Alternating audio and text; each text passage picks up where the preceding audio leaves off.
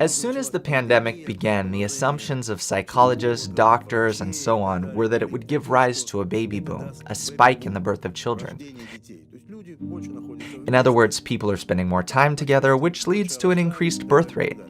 And so now the parents who were interviewed, and indeed at first had such thoughts about having children, suddenly a very large percentage of them have lost all desire for it. People don't want to procreate at all. People don't want to give birth. Something seems to have broken in them. They've received a blow. They don't see the continuation. No continuation? Yes, because of the way in which we see our life today, we see a dead end. Yes, that's what they see. Certainly a dead end. Yes, so why continue at all?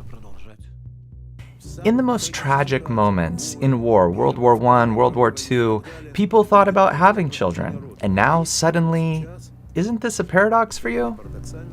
This is psychology. Back then it was not a matter of psychology, but rather of a physical state. But here we're dealing with a state of mind. There's no advancement, no motivation. What is it for? All instincts become suppressed. Does one have to cope with this? Now the main concern is not that of giving birth, but that of uniting. So that those who are already born would start this process of unification. If this amount of people could get closer to each other internally, even in a small way, the world would be different. Now everything is moving to spiritual connections. That is, it's about whether or not I am drawn to a person. If I am not, then not. Previously it was physiology.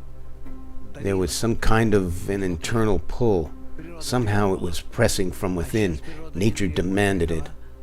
And now nature does not demand it. It wants to rewire us so that if we have a desire to be closer to a person emotionally, then we will also have a desire to be closer to him physically.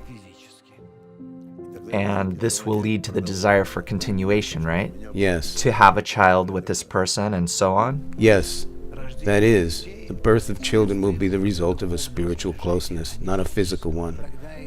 Then the child will be called a product of love. And then he too will be loved, right? Yes, of course. And he will love his parents. This is the beginning of a whole new era.